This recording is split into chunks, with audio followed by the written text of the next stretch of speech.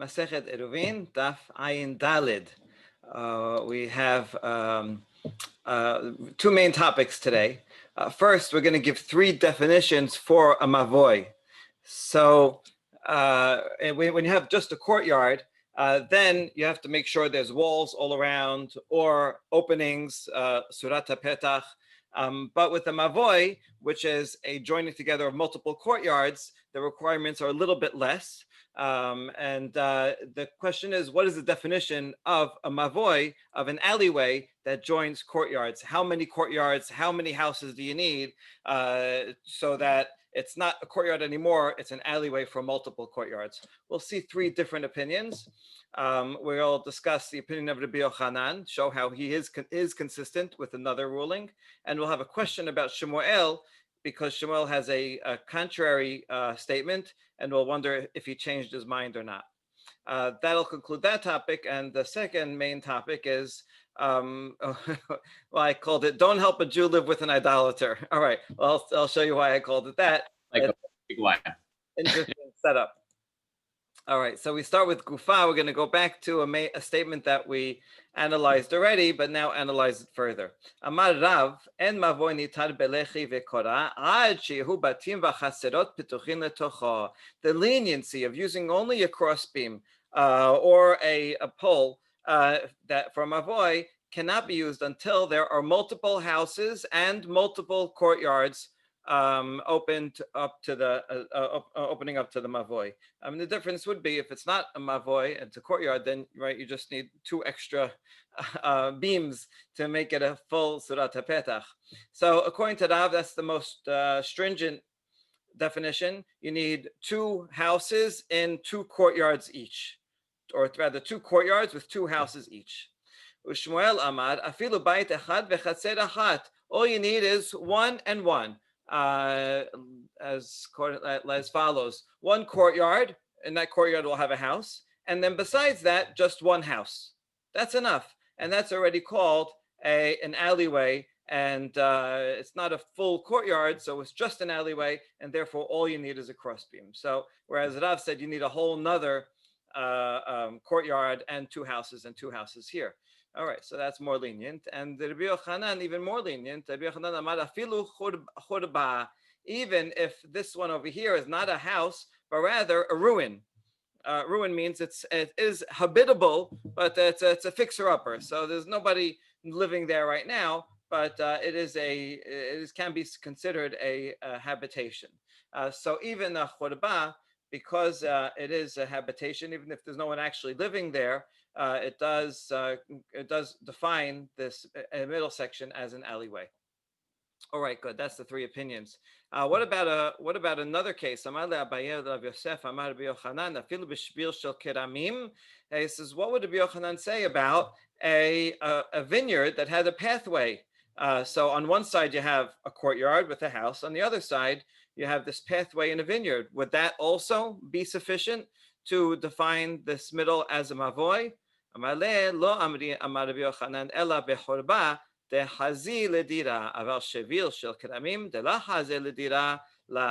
he only said you could use a churba even if there's nobody living there, but it's habitable. However, a vineyard is not a habitation, and therefore that would not count. In that case, this is just like a court, another extended courtyard. So that would need a full enclosure. All right, good. So now we're going to show that he is consistent. He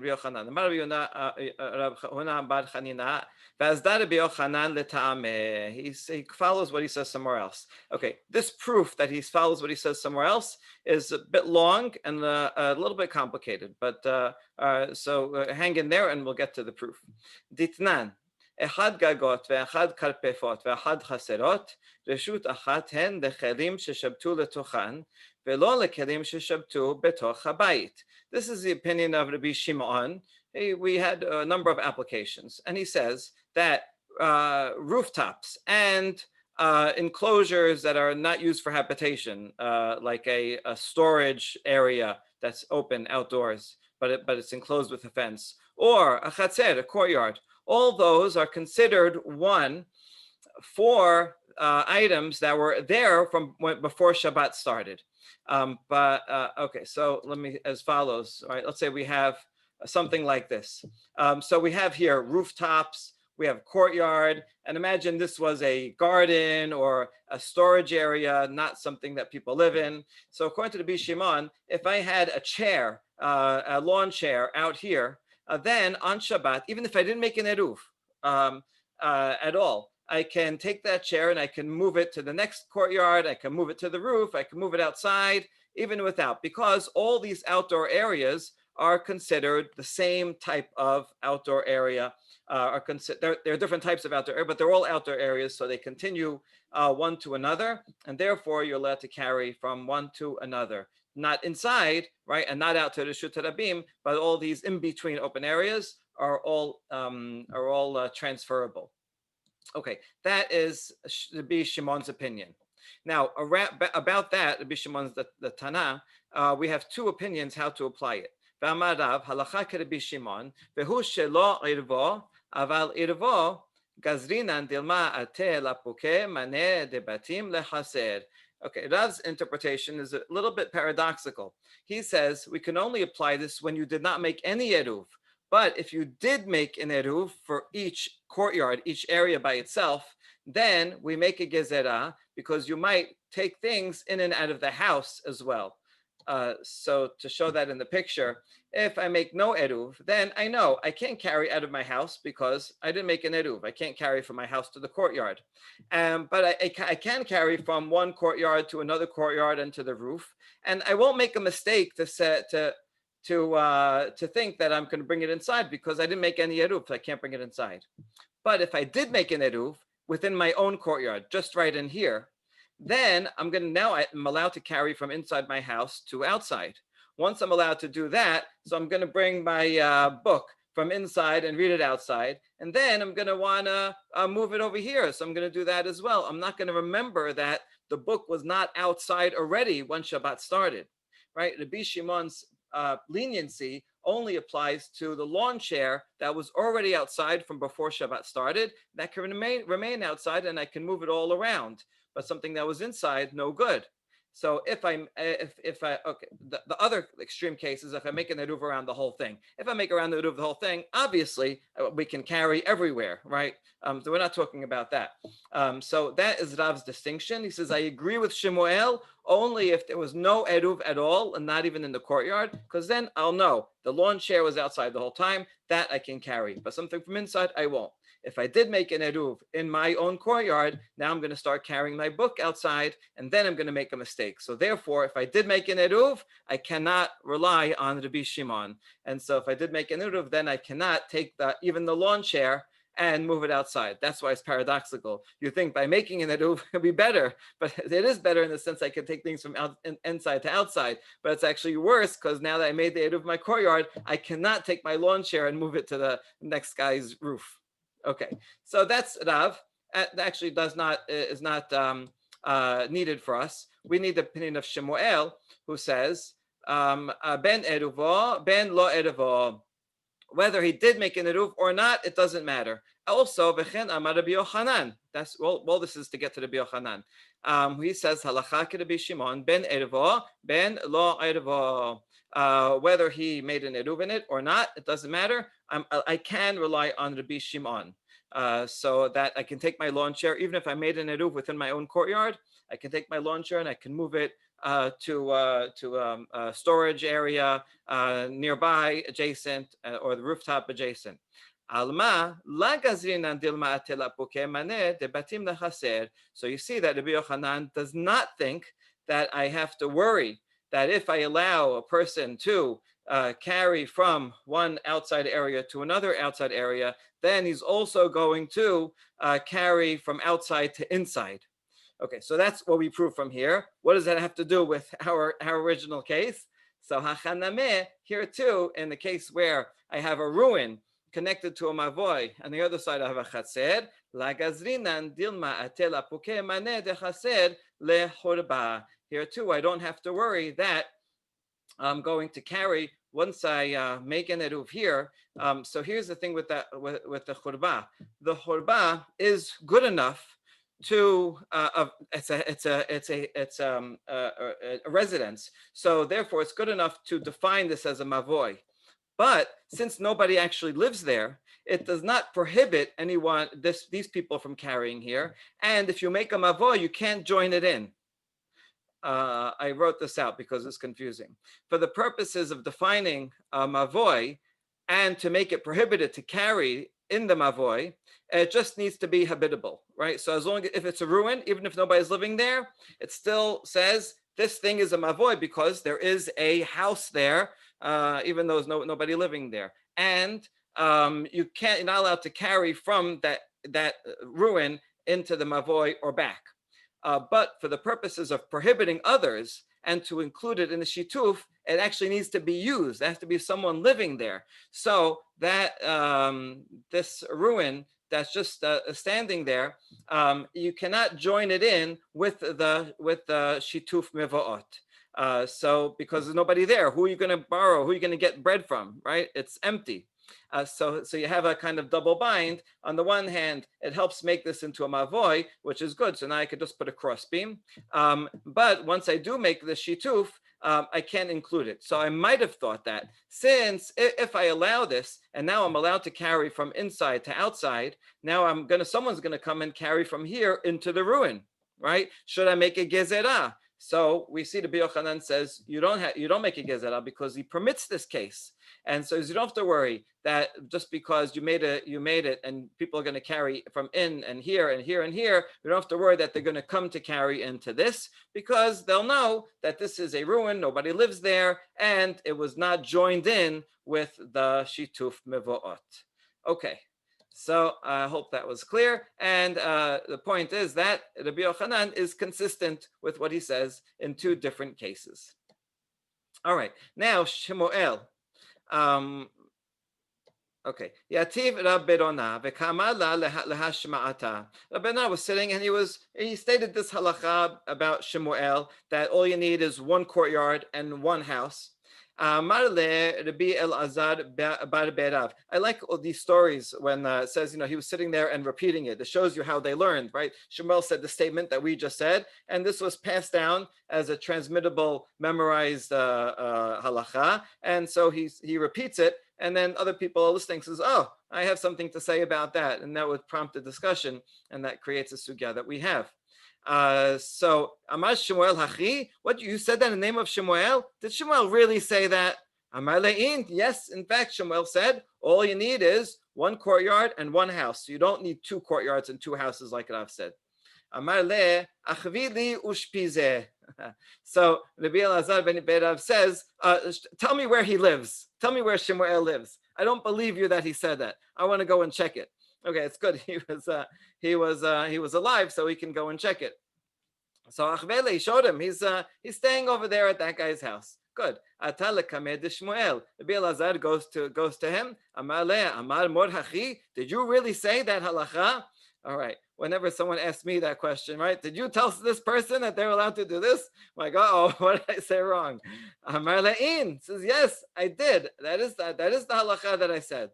Oh, והמור דאמר אין לנו בעירובין אלא כלשון משנתנו, שמבוי לחצרות כחסר לבתים, ishtik. He says, but the master, you Shemuel, also said that in the laws of Eruvin, we have to follow the text of the Mishnah exactly. We have to be originalists regarding the Mishnah.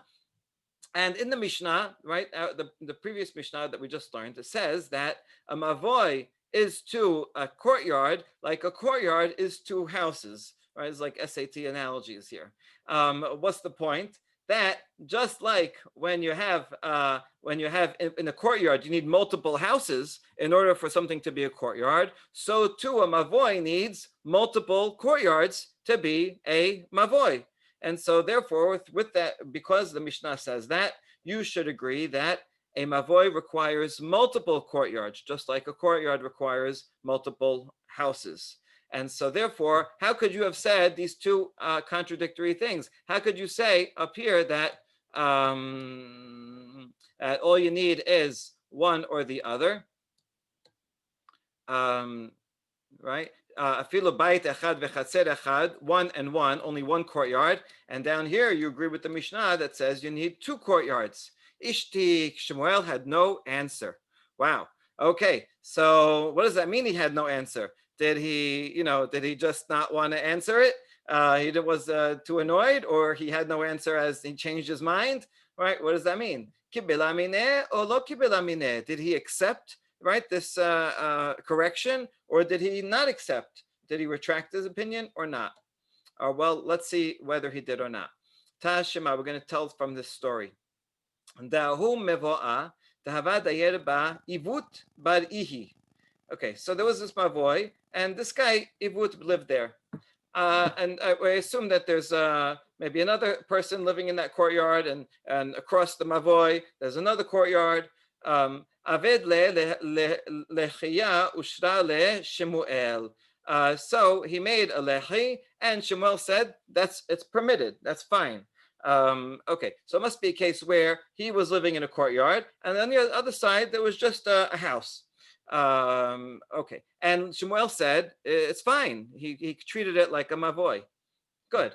Atad Rav Anan Shadye, but another rabbi, Rav Anan, came and pulled it down. He pulled down the side post. In other words, Rav Anan must have followed the opinion of Rav that said that you need two courtyards, and he said this is not permitted. So Amad mevoad dayar nabe ve'atena mishme de mor Shemuel neted Rav Anan barav nishdaye min. So the person who lived there, this Ivut, told Rav Anan, he says, this mavoy that I have been living in, and I made it in the name, it was made in the name of Shemuel. And you're going to come now and take it down, right? I have good precedent. I have the great sage Shemuel that made this. So in other words, Shemuel made this when he was alive, and now Shemuel had died, and Rav Anan at some point in between pulled it down. So Shemuel's not around, but Ivut is saying Shemuel had made this. And so therefore, we can see from that, right, that he did not change his mind. Shema mina lo kibela mineh, because that means the entire lifetime of Shemuel, he never went back and to the Ibut said, oh, I made a mistake, you should take that down. I mean, Shemuel made that Eruv, even though there was only one house, and one courtyard and one house, and he never changed his mind even until he died. So we can learn from this that he did not change his mind. All right, that could be a good ending, except that we say, no, maybe not. We don't know exactly the circumstances of the story. Maybe the circumstances of how people were living there actually changed. And maybe when Shemuel made it, there were two courtyards and two houses in each courtyard. And maybe now it changed and someone moved out, right? And here's an example of how that could happen. Leolam emalach kibela mina. והכה חזנה הוא דהבה אכיל נהמה בביתה ואתה בית בבית כנשתה. And so really it could be that Shemuel did change his mind, and this would not be good. He accepted the criticism. And here, what happened? The Chazan of the Bet Knesset, we call it Chazan, but we would call it Gabbai. The attendant, he would eat in his house, and he would sleep in an apartment in the Bet Knesset. So he had two different places where he was. Now, ve'ibut bar'i savar mekom pita garim. He thought that the place where you eat, that's the main thing. That was Rav's opinion way back. And so therefore he thought that since he eats in one place in his house, that's considered a house. So, right, imagine that there's there are two homes and he eats two houses. He eats in one of them. And so Ibut considered that to be a house. And so in addition to another house and the other courtyard where Ibut resided, right? So you had enough, and it was all good. But in fact, Shemuel actually thinks that the place of eating is nothing, and it's the place where you sleep that is important. And so, since he slept in the Bet Knesset itself is considered another house. So, when Shemuel said this is okay, he counted the Bet Knesset as another house. With the Bet Knesset, then there are two houses. We don't know the exact configuration, but with the Bet Knesset, the place where he slept, then you have two houses and two courtyards. And that's why he permitted it. Ivut made a mistake. Ivut thought that the Bet Knesset doesn't count because he only sleeps there and he eats somewhere else. And so Ivut thought that this is a proof for Shemuel's original opinion, but in fact, it could be that Shemuel actually changed his mind. Okay, so that's the conclusion of that. Since we don't know the exact circumstances of the original case, there's no proof from here that Shemuel never changed his mind. It could be that he did change his mind. Okay, from the Bavli is we can't tell what happened. The Talmud Yerushalmi says that Shemuel did in fact change his mind about this. We have it here as mentioned. Yeah, Talmud Yerushalmi say that Rav and Shmuel both agree it's permitted to carry an alleyway only if it's connected to houses and courtyards. Okay, so in the Bavli, it's not. We're not sure, but in the Yerushalmi, Shmuel does change his mind after that correction, and that's a good lesson. Also, even the great says like Shmuel, he could be corrected by a student and then change his mind after. All right, very good. So now next topic, which I called "Don't Help a Jew live with an idolater." All right, we're going to have an interesting setup here.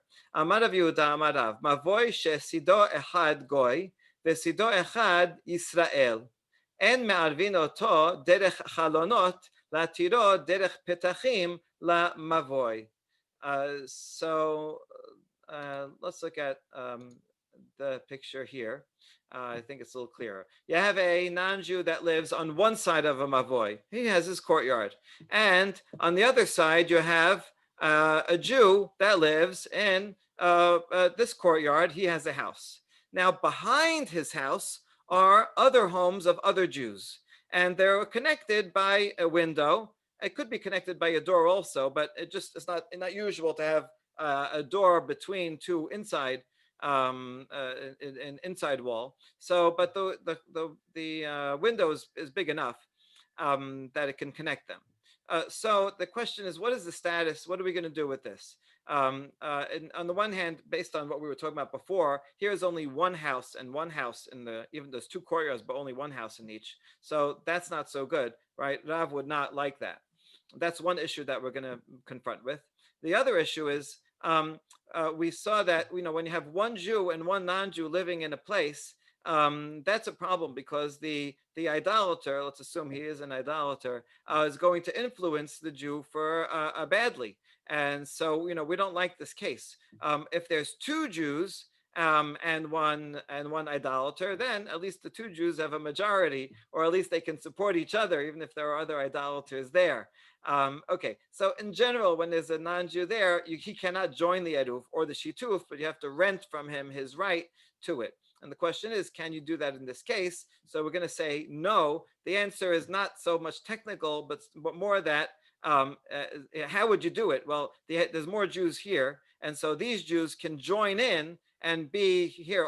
Now three Jews can join in through the windows and make a shituf, make an eruv here, or even a shituf with this, and join in this entire section. But he needs them in order to have multiple people. He can't do it himself. So should these Jews help him be the single person in the courtyard with the idolater?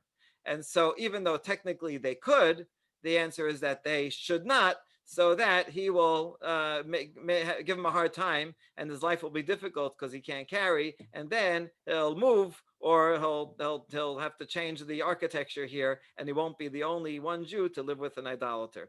Okay, that's the conclusion that we're going to get to, but let's see it inside. Okay, so we do not allow him to make an eruv through the windows with the other Jews, so that then he would be able to go and permit, make a shituf mevaot and permit going into the alleyway. Right? We do not let him. All right. Amar le Abaye Rav Yosef. Amar Rav afilu bechaser. This statement of Rav was said regarding an alleyway in the middle, a non-Jew on one side and Jews on the other side. But what if it was different? What if it was not an alleyway in the middle? What if there was no, imagine there's no walls here, and this is all one courtyard? So there's no alleyway. There's a courtyard with a non-Jew and one Jew who has an opening to the courtyard, and then there's a wall, and behind the wall there are other Jews living there. Would you say the same thing? Right? Is this have to do? In other words, does this have to do with the fact that it's an alleyway and there's only two courtyards and one house each? Is that the problem of Rav? Or would he have a problem also if there was a courtyard? Right? This is a key distinction because if he's okay with it being a courtyard, then it's not about a Jew living in it with a non-Jew. That's not the point. The point is that an alleyway needs two houses each. So that's Abaya's question to Rav Yosef. Right? Did he say it even with regarding a Chatzer case with no alleyway? Amalein, yes, he did. He said it in both cases. And so what? And what if he didn't? Right? What if he only said it in one? Well, Hava Amina Ta'amad Ramishum de Kasavad en Mavoni Tar Belechi Vekora Al Batim V'Chaserot Petuchin Lo Letocho. If he only said this case regarding the alleyway, I would say Rav prohibits them from joining together because there are only there are only one house in each courtyard, and he requires two houses in each courtyard. And I would have thought that that's the problem, and nothing else. And in that case, you might ask me, why does he need to say it twice? We saw above, he said, you need two houses and two courtyards. And now again, he's going to say that if you have one, and it's a non-Jew, it's no good. Well, I can learn from that I need two and two, right? So why do I need that redundancy and have to teach me twice? I would still need it, right? So you wouldn't tell me, oh, it's an extra thing. I could learn something else from it. I would still need it. Why? The sericha di mehahi.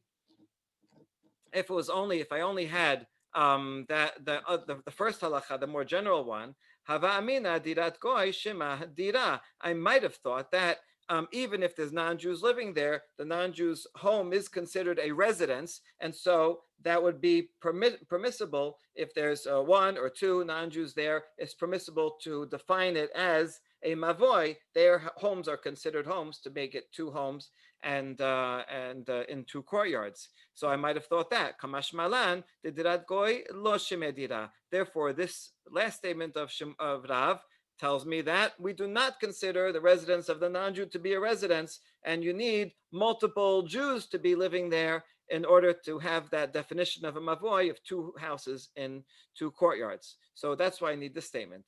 So then you say, why not just have this statement? Batim kama kamashmalan batim teren. If I only this statement, then I would not know how many homes you need. I might think that the only problem of this is that there's it's a non-Jew here. But if it was a Jew here, maybe it would be good, even though it's only one house. Wouldn't be clear to me what the problem is, and I wouldn't know that I need two houses in two courtyards. So I need the first one in order to teach me the number of houses. I need the second one also to teach me that the non-Jew's house does not count.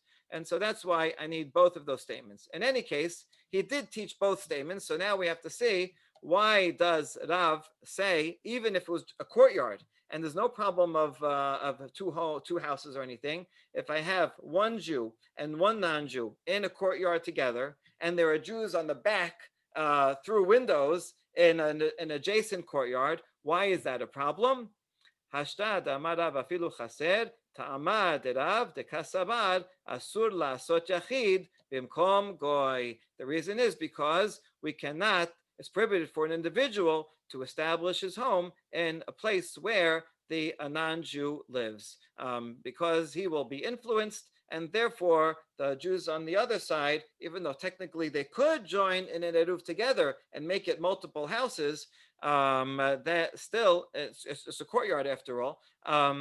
Still, they should not do that to discourage their friend from being alone, the only person in the courtyard with him. Okay, so that's, I think, a clear example of meta value that's sinking into the technicalities of Eruv, right? This is not really about, the architecture or the structure or the joining or any of that. All right, all that really is solvable. This, you see, the rabbis are piggybacking on the laws of Eruv, the sense of community, that it's not a good idea to live alone in a non-Jewish neighborhood, because you need like-minded people, co-religionists, in order to support each other. If you also have non-Jews there, that's not, there's you rent from them and you can get around that. But just one in one, that is going to be too difficult for the Jew to live there.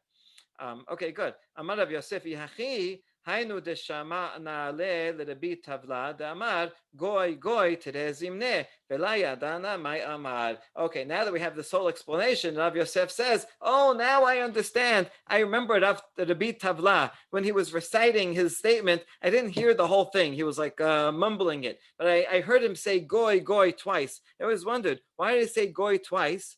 Oh, it must be because of this. He was saying something like, it's just different interpretations. Either we're saying you can't live with one goy in this situation when it's a mavoy, and he said the same thing, can't live with a goy in a situation when it's a chatzer. So you see, he said it twice because he had to apply it to both things. Or he said it, one should not live with one goy when he's in the chaser, because asur lasot yachid b'mkom goy. So here's the second goy, right? So that's now that you told me the explanation, now I realize that Rabbi Tabla was reciting that explanation when he said this halacha. I never understood what he was talking about, and now that clears it up.